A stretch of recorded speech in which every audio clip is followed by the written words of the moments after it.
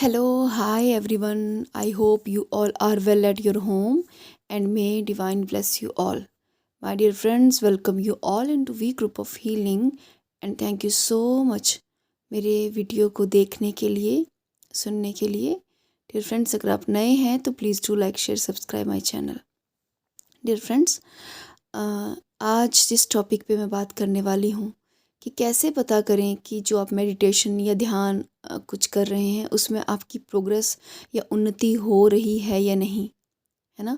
तो इस चीज़ का हम कैसे पता कर सकते हैं, एक्यूरेसी कैसे पता करेंगे। कुछ लोग ऐसे कहते हैं कि ध्यान में अनुभव होता है, प्रकाश का दिखना, लाइट दिखना या फिर कुछ सुनाई देना। दैट्स ओके, वो सब अनुभव हैं। वो भी आपके माइलस्टोन है जिससे आप पता कर सकते हैं कि ध्यान में प्रोग्रेस हो रही है कि नहीं। लेकिन जिनको ये सब अनुभव नहीं होते वो कैसे पता करें कि ध्यान में प्रोग्रेस हो रही है या नहीं। मास्टर, एक चीज़ का हमेशा ध्यान रखिए, जितने भी अनुभव आपको हो रहे हैं इनका कोई मूल्य नहीं है। इनका कोई भी मूल्य नहीं है। सिर्फ इतना है कि इससे आपको एक इनकरेजमेंट मिलती है कि हम और गहरे ध्यान में उतरें। इन सब में आपको फंसना नहीं है। तो ध्यान में उन्नति हो रही है या नहीं, इसके लिए मैं एक छोटी सी स्टोरी यहाँ पे सुनाऊंगी और आपको समझ आएगा उस स्टोरी का जो एसेंस है। एक बार क्या होता है, महात्मा बुद्ध बैठे होते हैं पेड़ के नीचे, बहुत से शिष्य उनके साथ होते हैं और तभी एक वैश्या वहाँ पे आती है और वो महात्मा बुद्ध को इनविटेशन देती है अपने घर आने का। तो महात्मा बुद्ध जो है वो उस इनविटेशन को क्या करते हैं, स्वीकार कर लेते हैं। तो उनके शिष्य कहते हैं, जब वो स्त्री चली जाती हैं तो उनके शिष्य कहते हैं, हे देव, आपने एक वैश्या का इनविटेशन कैसे स्वीकार कर लिया। अ, आपको पता है ना, अगर आप वहाँ गए तो आपका धर्म भ्रष्ट भी हो सकता है, कुछ भी हो सकता है। आपने इतनी तपस्या, इतनी साधना की है, तो आप उसके घर कैसे जा सकते हैं। तो महात्मा बुद्ध ने कहा कि मैंने स्वयं ही उसके घर का इनविटेशन स्वीकार किया है, क्योंकि मुझे ये देखना है कि मेरी तपस्या कितनी स्ट्रांग है, कितनी मजबूत है। यदि मैं उसके घर जाकर भी इसी भाव में, जिस बुद्धत्व के भाव में ही अगर रहा, तो मैं समझ जाऊंगा कि मेरी तपस्या बहुत अधिक गहरी हो चुकी है। और यदि कहीं पर भी मैं यदि मेरी तपस्या किसी भी तरह से भंग होने की कोशिश हुई या मेरे मन में कोई ऐसा भी विचार आया, तो मैं समझ जाऊंगा कि अभी मुझे और अधिक गहरे में ध्यान करने की आवश्यकता है। मास्टर, इस स्टोरी से हमें क्या समझ आया कि जो सिद्ध पुरुष होते हैं वो जानबूझकर स्वयं को ऐसे ऐसे स्थानों में, ऐसी ऐसी परिस्थितियों में लेकर जाते हैं जिससे वो अपने आप को टेस्ट कर सकें, स्वयं को टेस्ट कर सकें। जैसे मान लो आप ध्यान कर रहे हैं और आपको लगता है कि आप बहुत शांत हो चुके हैं, बहुत प्रेमपूर्ण हो चुके हैं, तो अपने आप को अब ऐसे लोगों के बीच में लेके जाइए जो आपसे बहुत नफरत करते हैं या आपको बहुत अधिक क्रोध दिलवाते हैं।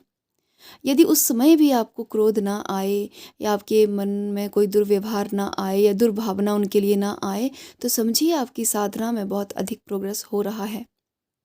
लेकिन अगर आप ऐसे लोगों के बीच में जाकर भी अगर आपको क्रोध आ रहा है या वो उन्हीं भावों में वापस लौट रहे हैं, तो अर्थात आपको साधना में अभी गहराई चाहिए है, अभी और अधिक साधना की आवश्यकता है। तो मास्टर, हमें अपनी साधना कितनी पक्की हुई है या कितनी गहरी हुई है या कितनी उन्नति हुई है, ये हमें पता चलता है हमारे आसपास पाए जाने वाले उन लोगों से जो हर समय हमें क्रिटिसाइज़ करते हैं, हम पर गुस्सा करते हैं, क्रोध करते हैं या हमें इरिटेट करते हैं। यदि उनके बीच में रह के भी अगर आप शांत रह सकें या प्रेम पूर्ण रह सकें, तो समझिए आप बहुत अधिक योगी बन चुके हैं, बहुत अधिक योगस्थ होने की स्थिति में हैं, या आप उस रास्ते पे बहुत नज़दीक जा चुके हैं, योगस्थ होने के स्थिति के पास जा चुके हैं। राइट। तो जो सिद्ध पुरुष हैं, बहुत से ऐसे मैंने जब बुक्स पढ़ी हैं तो मैंने देखा कि जो भी सिद्ध पुरुष हुए हैं उन सब ने जानबूझ के स्वयं को ऐसी ऐसी जगह पे, ऐसे ऐसे लोगों के बीच में रखा है, सिर्फ अपने आप को टेस्ट करने के लिए। एक सच्चा योगी वही है जो स्वयं की परीक्षा स्वयं लेता है, स्वयं को क्या करता रहता है, वो टेस्ट करता रहता है कि मेरी साधना में कितनी गहराई हुई है।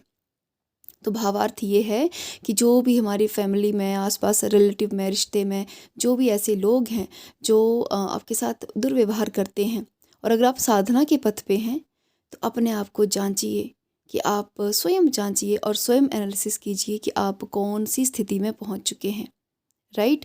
तो इससे आप पता कर सकते हैं। सबसे बेस्ट मेथड है ये अपनी साधना को जांचने का, राइट।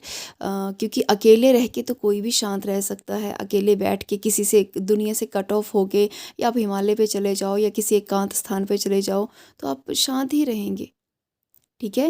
लेकिन उससे आपकी साधना, गहन साधना का पता कैसे चलेगा?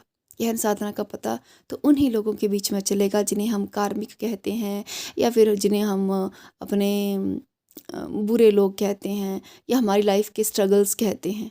उन्हीं में रह के ही हमें अपनी साधना की गहराई का अनुभव हो सकता है मास्टर। सो आई होप जो मैं मैसेज यहाँ पे देना चाह रही हूँ वो आप सबको समझ आया होगा। Thank you so much masters. Thank you so much सुनने के लिए। यदि किसी का कोई प्रश्न हो तो वो पूछ सकते हैं। Thank you.